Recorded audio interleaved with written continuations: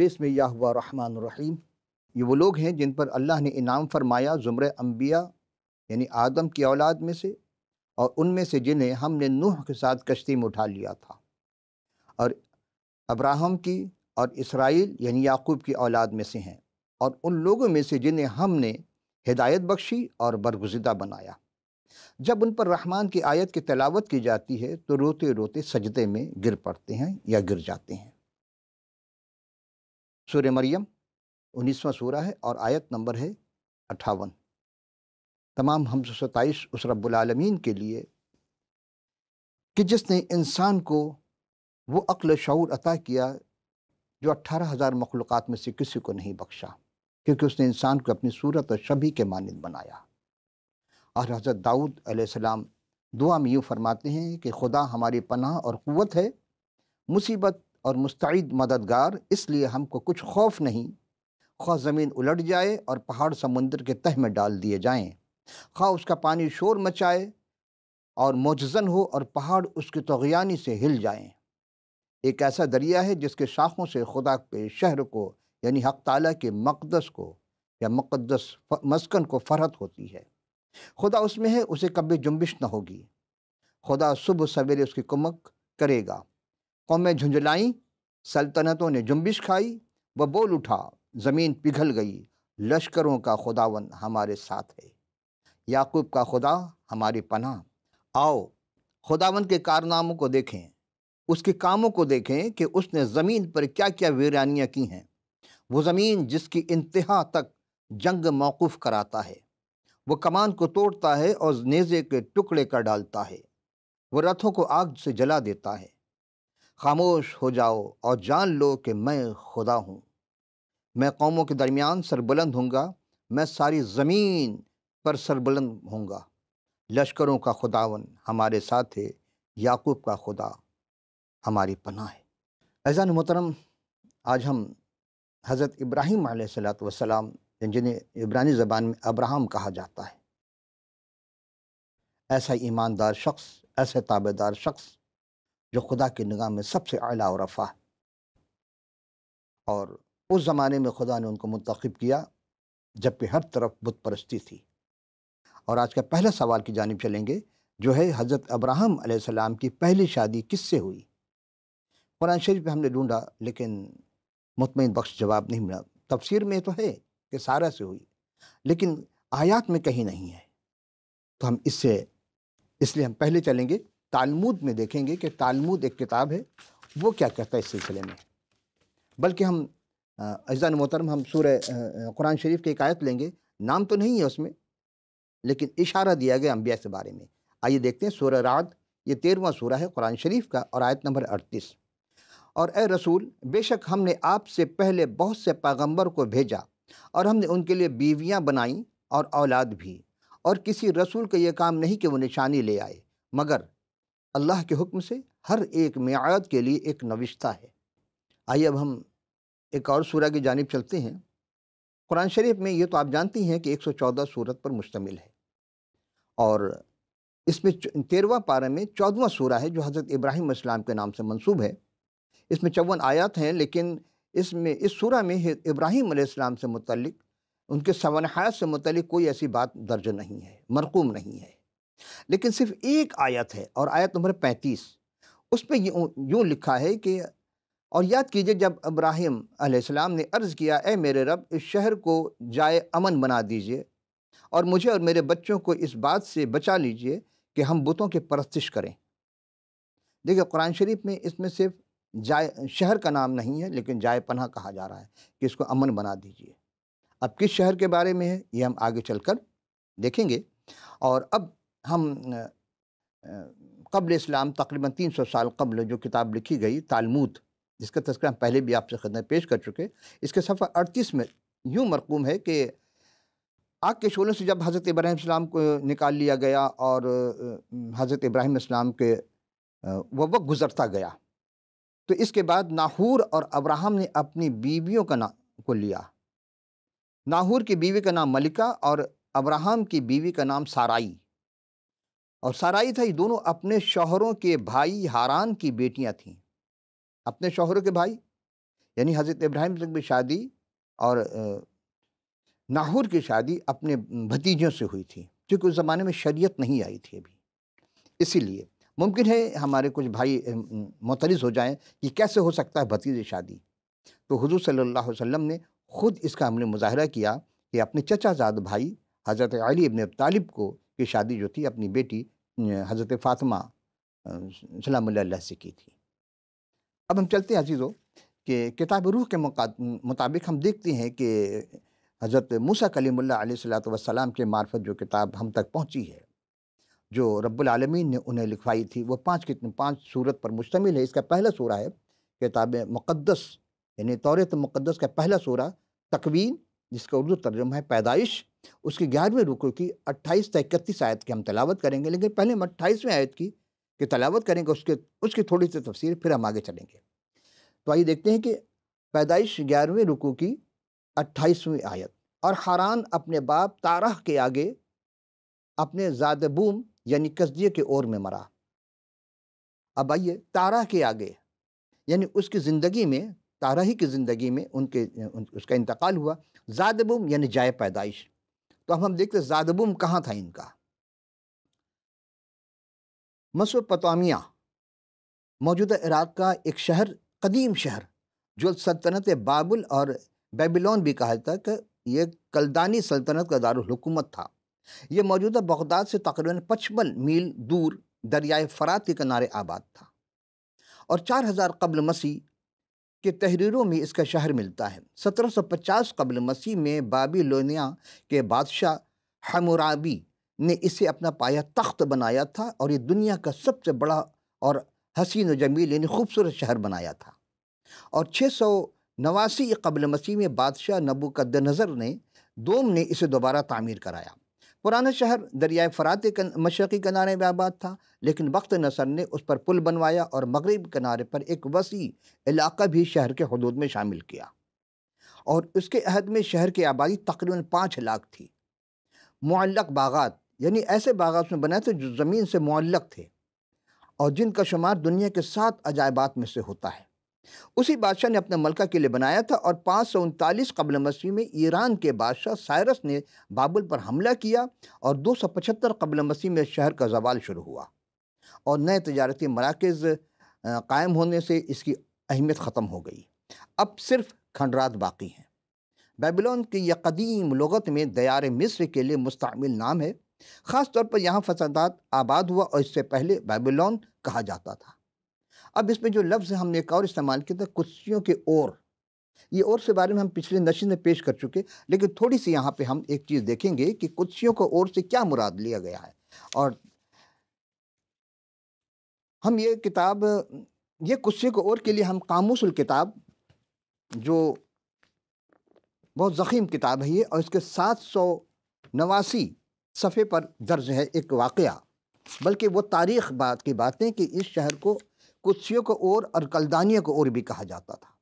حضرت ابراہیم علیہ السلام کی اولین وطن تھا، اور اس میں جو پیدائش آپ کی ہے کا ذکر ہے. اور یہ کتاب پیدائش کے 11ویں رکوع میں بھی 28 سے 31 اور 15 رکوع کے 7ویں آیت میں، اور پہلا تواریخ کے 11ویں رکوع کی 35 آیت میں، اور نحمیہ کے 9ویں رکوع کی 7ویں آیت میں درج ہے. آثار قدیمہ، اور اس کا حوالہ تاریخ الاسلام قصص الانبیاء کے جناب علامہ ذوالفقار الساقی صاحب یہ بھی لکھتے ہیں اسی کتاب کے حوالے سے. اور ان کا جو صفحہ ہے، اور انہوں نے جو لکھا ہے، یہ ہے 175 اور 176. انہوں نے نقل کیا ضیاء القرآن کے پہلی جلد کے صفحہ نمبر 91 سے. اور ان تمام واقعات کو ہم جو اب آپ کی خدمت پیش کر رہے ہیں، یہ ہے قاموس الکتاب. یہ آپ دیکھ سکتے ہیں قاموس الکتاب. اور قاموس الکتاب کے صفحہ 779 میں یہ واقعہ درج ہے، یعنی یہ تاریخ درج ہے. اس میں یہ ہے کہ قدسیوں کی اور کلدانی کی اور سے ابراہیم علیہ السلام کے یہ اولین وطن ہے، اور اس کا ذکر ہم پہلے کر چکے. اور یہ شہر قدیم بابل کے جنوب کے مشرق سے 140 میل کے فاصلے پر واقع ہے.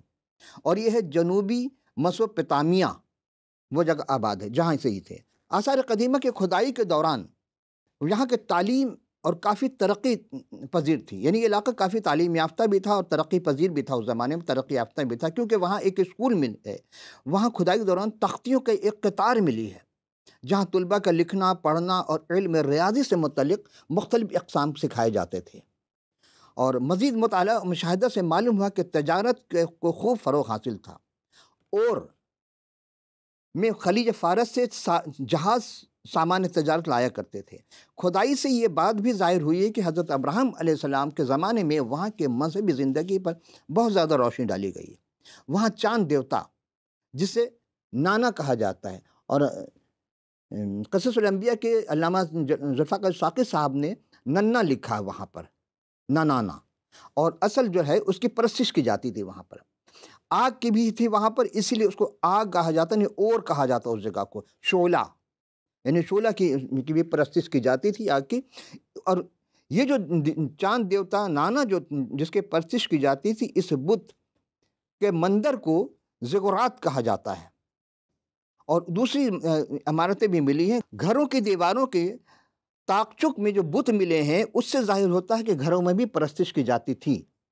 بت پرستی شہر میں سے خدا نے ابراہیم کو بلایا اور اس کے ساتھ عہد کر کے اسے کینان کے ملک میں بھیج دیا۔ عزیزان محترم، اب ہم کتاب مقدس یعنی تورات مقدس جو حضرت کلیم اللہ علیہ السلام کے معرفت ہم تک پہنچی ہے، اس کے 12ویں رکوع میں ہم دیکھتے ہیں، 11ویں رکوع سے ہم چلتے ہیں، وہ باتیں جو اب تک ہم آپ کی خدمت میں پیش کر چکے، اور اس کی چند باتیں ہیں جو کہ کتاب مقدس میں درج ہیں۔ وہ یہ ہے کہ جب ہاران اپنے والد کے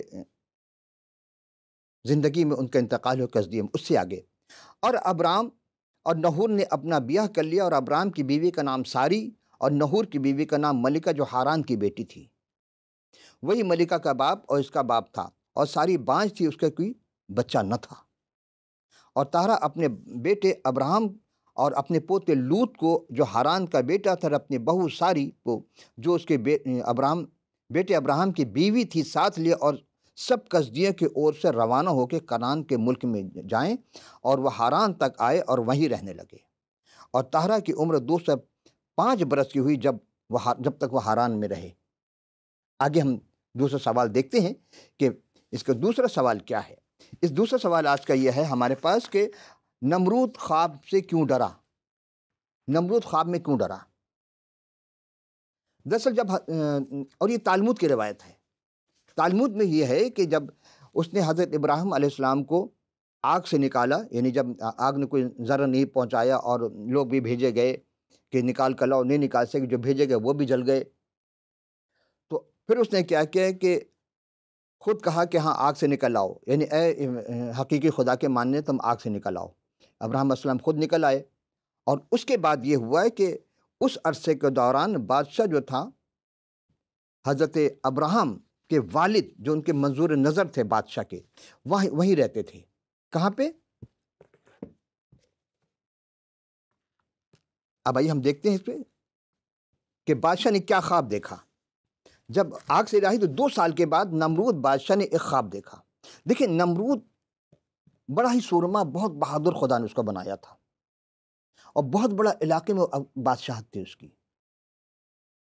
لیکن جب انسان بہت دولت مند ہو جاتا ہے اور خدا کو فراموش کر دیتا ہے، تو خدا اپنے انبیاء ہی میں سے کسی نہ کسی کو، یعنی انسانوں میں سے کسی نہ کسی کو انبیاء بنا کر اور نڈر بنا کر بھیجتا ہے تاکہ وہ اس کی اصلاح کرے۔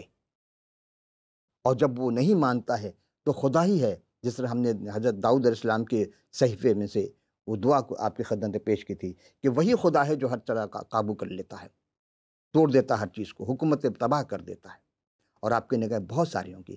لیکن ابراہیم علیہ السلام کے بعد کیا ہوا جب آگ میں پھینکا گیا، اور جب 2 سال کے بعد نمرود نے خواب دیکھا؟ کیا خواب دیکھا؟ خواب یہ تھا کہ بادشاہ نے خواب دیکھا، اور اس خواب میں اس نے دیکھا کہ ایک بڑی بھٹی کے سامنے جس میں آگ بھڑک رہی تھی، ایک وادی میں اپنی فوج کے ساتھ کھڑا ہوا تھا۔ نمرود خواب دیکھ رہا ہے، اور اپنی آدمی جو مشابہت میں ابراہیم کے مانند تھا اس بھٹی سے نکل کر باہر آیا، اور بادشاہ کے سامنے کھڑا ہوا، اور اس نے اپنے ہاتھ میں تلوار اٹھائے ہوئے تھا۔ وہ آدمی اس تلوار کو بلند کیے ہوئے اور نمرود کے قریب آیا، یعنی اب وہ خواب میں حضرت ابراہیم علیہ السلام کو دیکھ رہا ہے کہ مشابہ ہے۔ اور نمرود मुड़ा और भागा। तब जैसे ही बादशाह भागा, उस आदमी ने उसके पीछे एक अंडा फेंका और उस अंडे से पानी का एक बड़ा दरिया बादशाह उसकी सारी फौज को निगलने के लिए बहने लगा और बादशाह 3 आदमियों के सिवा सब डूब गए। जैसे ही वो भागा, बादशाह ने मुड़कर अपने साथी की तरफ देखा तो उसके साथी जो बच चुके थे वो आदमी कद-ओ-क़ामत में बहुत लंबे थे और वज़ा क़ता में वो हाकिम लगते थे और वो शाही लिबास पहने हुए थे और दरिया गायब हो गया और सिर्फ एक अंडा बचा। मज़ीद उसने ख्वाब देखा कि अंडे में से एक परिंदा निकला और निकलते उसने बादशाह के सर पर पहुंचा और उसकी आंखें निकाल ली। तब बादशाह सख्त खौफ में जागा और उसका दिल तेज से धड़क रहा था, यहाँ उसकी जान बेकरार हो रही थी। देखें, जब कोई नहीं मानता है तो खुदा ख्वाब में भी उसको आकर डराता है। खुदा काम करता है, लेकिन बात यह है कि हम काम करने दें। जब हम सब्र नहीं कर पाते, हम दुआ में नहीं ठहरते और खुदा बार बार कहता है तू दुआ मांग और मैं तेरी मदद करूँगा। तो खुदा आकर के जब नमरूद को डरा सकता है, ये रिवायत लिखी गई है।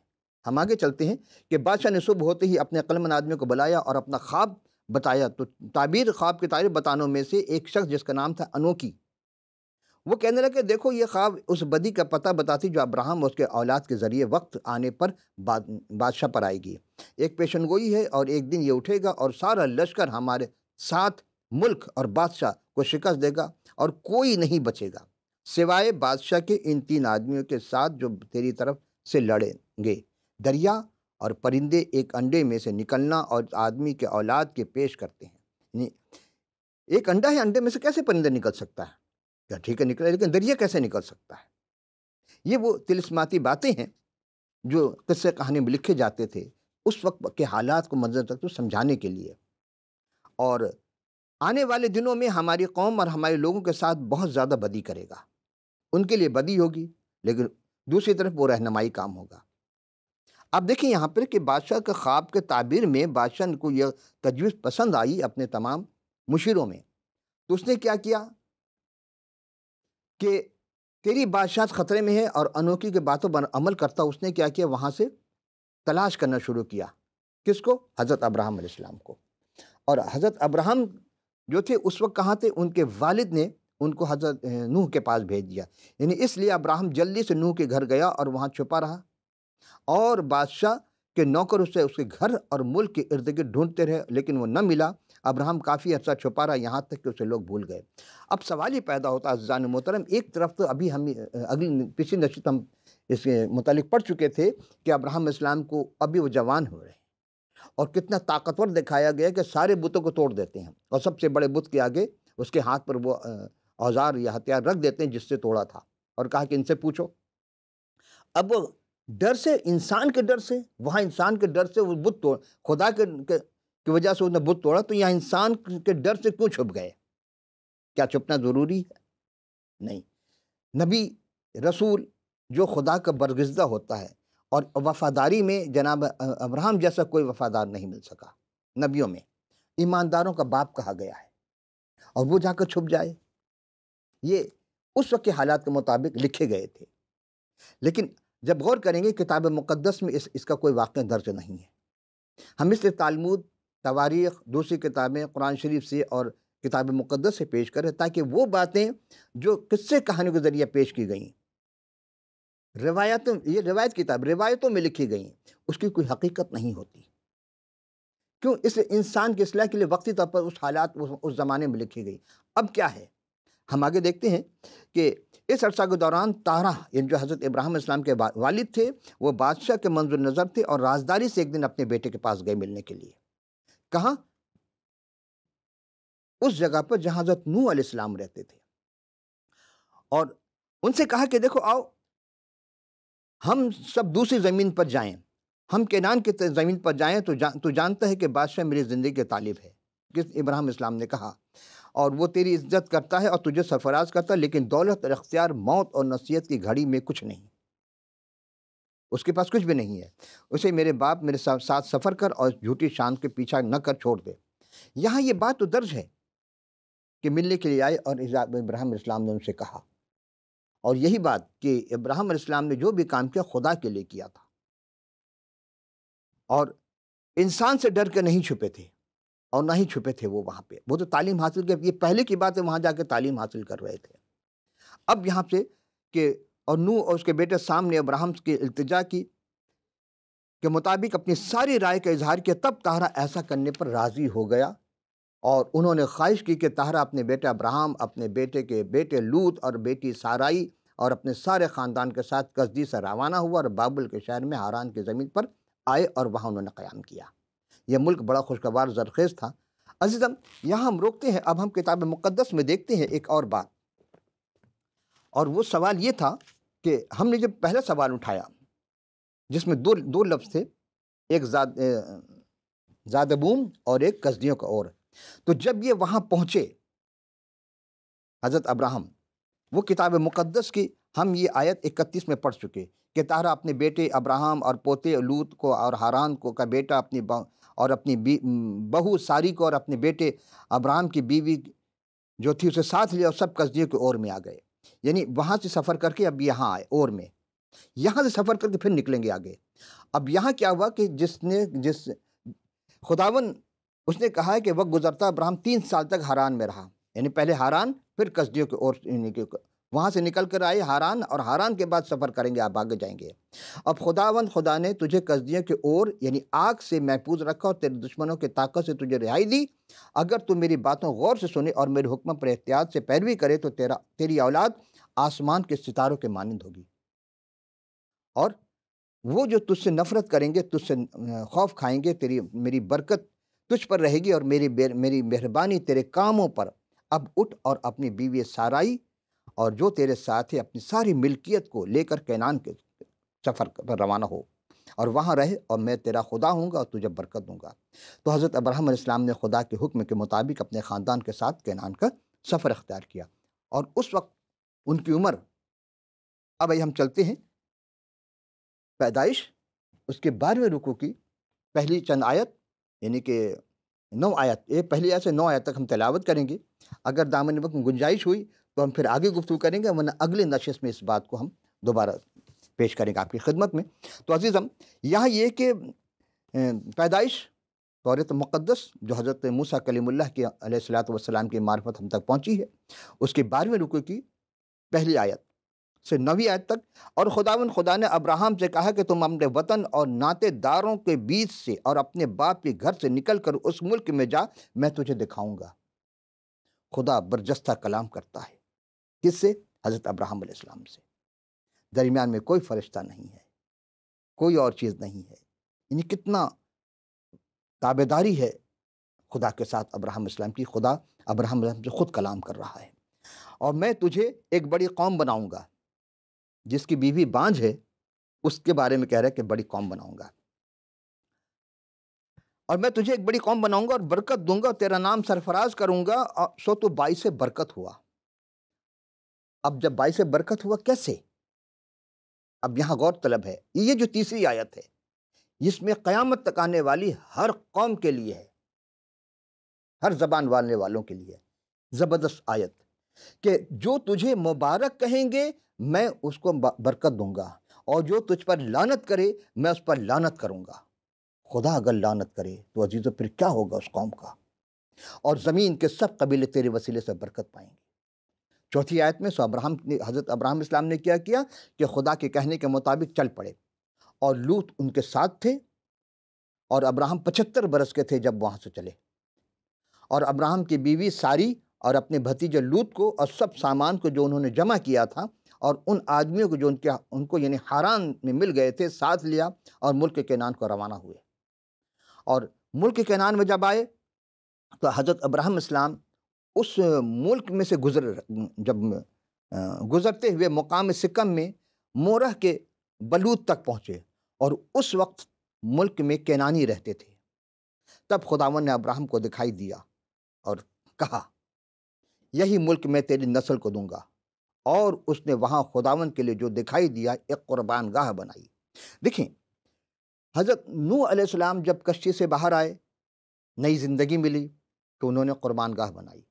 ابراہیم اسلام چونکہ نوح علیہ السلام کے ہاں ٹریننگ حاصل کر چکے تھے، تعلیم وہاں سے حاصل کی، اب انہیں نئی زندگی ملی، نئے شہر میں آئے تو انہوں نے بھی قربان گاہ بنائی۔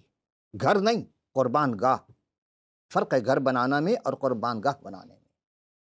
وہاں قربانی دی جاتی، اور وہ قربانی ایسی تھی کہ وہ خدا کے نام سے دی جاتی تھی۔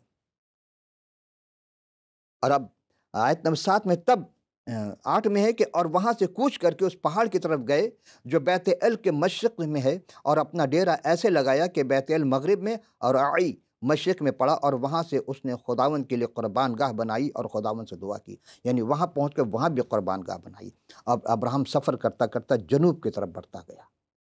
عزیزم، آج جو ہماری گفتگو ہے کہ ہم نے تو کہا تابعداری ہے، تابعداری کہاں ہے؟ دیکھیں، شروع سے اگر آپ غور کریں گے تو ابراہیم علیہ السلام کی پوری زندگی، اب تک کی زندگی، مسوپتامیہ جو 140 کلومیٹر 140 میل دور فاصلے پہ تھے، وہاں اور کا علاقہ، وہاں سے آئے، پھر کہاں ہاران آئے، اب ہاران سے کنعان سفر کر رہے ہیں۔ مسلسل خدا ساتھ ہے اور حکم دے رہا، خدا تو ایسا کر، وہ کر رہے ہیں۔ کہیں کوئی فرشتہ درمیان میں نہیں آیا۔ تابعداری اسی چیز کا نام ہے کہ کتنے ہی خوف کیوں نہ ہو، ہزار خوف ہو لیکن زباں ہو دل کے رفیق۔ خدا کے جو بندے ہوتے ہیں وہ دنیا والے سے خوف نہیں کرتے۔ اگر خوف کرتے تو بت کو نہ توڑتے۔ کیا بت توڑا؟ کون سا بت؟ ہم نے پچھلی نشست میں ایک سوال اس کے متعلق بھی آیا کہ ابراہیم السلام نے بت توڑا، ہم نے کہا بت نہیں توڑا تھا، کیونکہ جتنے بت توڑیں گے بت بنانے والے اور بت بنا لیں گے۔ تو پھر کون سا بت توڑا؟ انہوں نے ظاہری بت کو نہیں توڑا۔ سوچیں میں کیا کہہ رہا ہوں، اپنی طرف سے نہیں، کلام ہے کہ انہوں نے، کیونکہ کلام میں نہیں ہے کہ انہوں نے بت توڑا، انہوں نے کیا توڑا؟ انہوں نے انسان کے ضمیر کے اندر بسنے والے بت کو توڑا ہے۔ قتل نہیں کیا کسی کا، بلکہ وہ جو اندر بستا ہے ابلیس، اس کو قتل کیا جو انسان کا دشمن ہے۔ ان الشیطان لکم عدو مبین، بے شک شیطان انسان کا کھلا دشمن ہے، اور انسان سمجھ نہیں پاتا ہے کہ ابلیس کب دوستی کر رہا ہے، کب دشمنی کر رہا ہے۔ اس کی دوستی بھی نقصان دہ ہے اور اس کی دشمنی بھی نقصان دہ ہے۔ بس عزیزو، ابراہیم علیہ السلام نے وہ تابعداری، وہ وفاداری، وہ جانثاری پیش کی کہ رہت دنیا تک قائم ہو گئی۔ جب ہی خدا نے کہا کہ میں تجھے ایک بڑی قوم بناؤں گا، اور پھر اب چونکہ دامن وقت میں گنجائش بالکل نہیں رہی، ایک جملہ اور پھر اجازت چاہوں گا کہ اگلے سے جب آؤں گا تو پھر یہ بتاؤں گا، یہ خدمت ہوگی، وہ گفتگو ہوگی جو میں یہاں آج اختتام کر رہا ہوں، کہ کیا واقعی ابراہیم السلام اپنی مرضی پہ چلتے تھے یا خدا کی مرضی پہ؟ تو خدا کی مرضی پہ چل کر انہوں نے یہ اکرام پایا۔ اندر کے بت کو توڑنا ہے، اندر جو شیطان چھپا اس کو کنکر مارنا ہے، اندر جو حیوانیت ہے اس کو قتل کرنا، اس کو ذبح کرنا۔ یہ ہے ابراہیم اسلام کا اصل منشا، اور یہی تھی ان کی وہ کہ ہم کس کو ماریں؟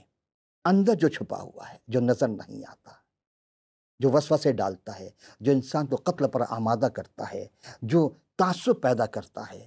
خدا محبت کا خدا ہے، وہ چاہتا ہے کہ سب محبت سے رہیں۔ سارا گھرانہ کنبہ خدا کا ہے۔ وآخر دعوانا ان الہ العالمین، والسلام۔